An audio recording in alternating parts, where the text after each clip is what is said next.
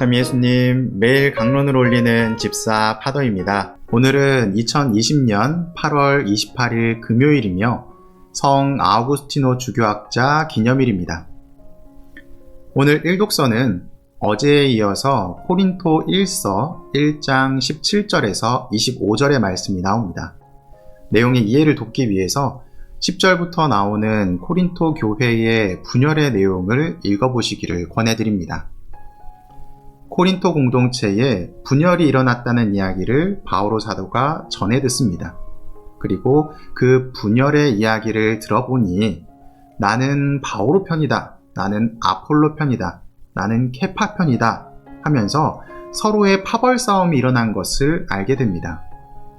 이러한 파벌이 일어나게 된 이유는 어제 말씀드렸던 코린토 지역의 특성을 떠올리시면 이해가 쉬우실 것입니다. 코린토 지역은 항구 도시였고 사람들의 왕래가 많은 곳이었습니다. 따라서 다양한 문화와 종교가 만나는 지역이었기 때문에 인종 간의 갈등, 종교 간의 갈등이 있는 지역이었습니다. 그리고 그곳에서 자리 잡은 그리스도교는 세력이 약했던 종교였기 때문에 다양한 종교들과 마찰이 있었습니다. 그리고 그리스도교 안에서도 신앙관이 제대로 정립되지 않았기 때문에 무엇을 어떻게 믿어야 하는지 드러나지 않은 상태였습니다. 따라서 그리스도를 따르는 것이 아니라 바오로를 따르는 사람 또는 아폴로, 케파와 같은 인물을 따르려는 사람이 존재했던 것입니다. 그리고 바오로가 주었던 세례가 마치 바오로를 계승하는 제자라는 인식을 갖게 합니다. 그래서 바오로는 걱정합니다. 자신은 그리스도를 믿게 하기 위해서 몇몇 사람들에게 세례를 주었는데 이것이 그리스도가 아니라 자기 자신을 전하는 용도가 되고 있었던 것입니다. 그래서 바오로는 이야기합니다. 세례를 주라고 나를 보내신 것이 아니라 복음을 전하라고 보내셨습니다. 그리고 이 복음은 말재주가 아니라 그리스도의 십자가로서 증명하는 것이었습니다. 라고 이야기하고 있습니다. 세례는 수단이며 복음은 본질입니다. 세례를 받는 것이 복음을 전달받는 것이 아닙니다. 그런데 사람들은 복음이 아니라 세례에 관심이 있습니다. 왜냐하면 사람들은 각자가 갈망하는 것이 다르기 때문입니다. 각자의 시선으로 자신의 욕심을 채우려고 그리스도를 바라보기 때문에 세례만 보이고 복음은 보이지 않는 것입니다. 그래서 지혜롭다는 자들에게는 감추시는 것입니다. 여기서 지혜롭다는 자들은 세상 이치에 밝은 이들이기 때문입니다. 세상의 지혜보다는 하느님의 지혜가 더 커다랗습니다. 그렇기 때문에 세상에 지혜롭다는 자들은 오히려 하느님의 지혜를 깨닫지 못합니다. 반대로 세상에서 어리석은 자들에게는 하느님의 지혜가 열리게 됩니다. 그 이유는 스스로가 이해하는 것이 아니라 하느님께 내어 맡기기 때문에 하느님께서 그들을 당신의 지혜로 초대하시기 때문입니다. 이 초대장은 믿음에서 시작됩니다. 오늘 독서의 22절에서 유다인들은 표징을 요구하고 그리스인들은 지혜를 찾는다고 합니다. 유다인들은 항상 메시아에 대한 표징, 예언자의 표징을 중요하게 여깁니다. 그들에게는 그것이 곧 믿음의 근거였기 때문입니다. 그리스인들은 세상의 지혜를 탐닉했습니다. 그래서 그들을 설득하기 위해서는 지혜를 드러내야 했습니다. 그러나 그리스도의 신앙은 표징으로도 지혜로도 드러나지 않습니다. 그들이 원하는 모습이 아니라 그리스도께서 드러내고자 하는 모습으로 다가옵니다. 그것은 바로 그리스도의 십자가입니다. 이 십자가는 유다인들에게는 걸림돌이 됩니다. 그들은 표징이 아니면 믿지 못하기 때문입니다. 그리스인들에게도 이 십자가는 어리석음입니다.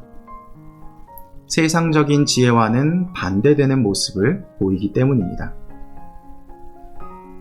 오늘 복음은 마태오복음 25장 1절에서 13절의 말씀입니다. 오늘 나오는 복음의 제목은 열처녀의 비유입니다. 내용을 잠시 살펴보면 10명의 처녀가 혼인잔치에 들어가기 위해서 등을 들고 신랑을 기다리고 있습니다. 그 이유는 신랑이 신부를 데리러 오게 되는데 이때가 저녁입니다. 그리고 신랑은 신부를 데리고 가기 전에 부모님과 지참금에 대한 논의를 합니다.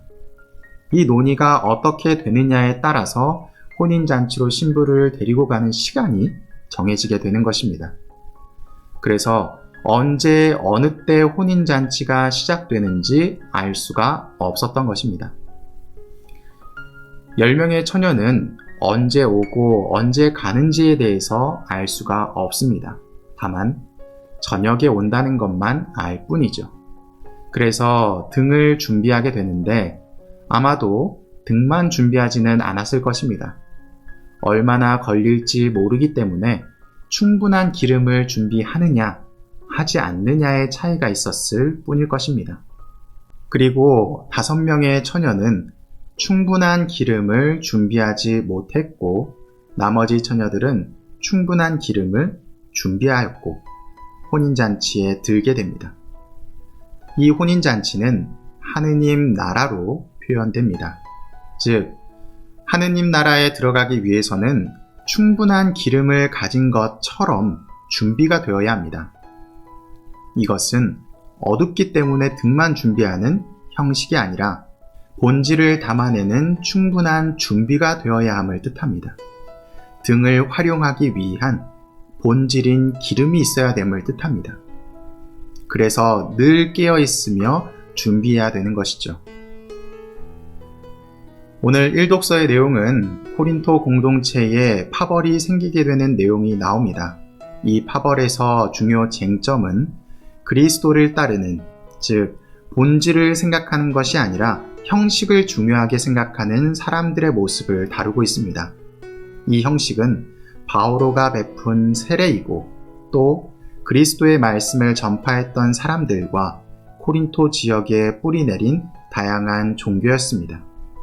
그들은 그 형식에 집중했기 때문에 십자가의 본질적인 의미는 놓치게 됩니다. 복음은 불을 밝히는 등불의 비유를 통해서 형식인 등도 중요하지만 본질인 기름이 없으면 아무 소용이 없다는 것을 드러냅니다. 우리의 생활에서 이처럼 형식에만 치중하고 본질적인 부분은 간과하고 있는 부분이 없는지 돌아봅시다. 가벼운 주제를 다룬다면 매일같이 바치시는 형식에만 치중하고 했느냐 하지 않았느냐에만 집중하는 나의 기도 생활, 또는 매일 식사를 하면서 아무런 감정 없이 바치는 식사 전후 기도, 혹은 금육대인 형식인 금육은 지키지만 본질적인 가난한 이들과의 나눔은 실천하지 않는 모습. 이처럼 우리는 우리가 알지 못하는 사이에 너무나도 형식화되고 일상화되어 버린 모습들이 많이 있습니다. 작은 부분에서 본질을 찾아가며 살아가는 삶이 바로 그리스도의 십자가를 짊어지고 사는 삶이라고 할 수 있습니다. 또한 십자가를 통해서 그리스도를 증거하는 삶을 살고 있다고 표현할 수도 있을 것 같습니다. 십자가는 고통이라고 하지만 어쩌면 감추어진 보물을 발견하는 은총의 시간일 수도 있습니다. 여러분들의 삶 안에 감추어진 이 십자가의 신비를 여러분들의 삶 안에서 잘 발견해 나가시기를 기도합니다. 사랑합니다.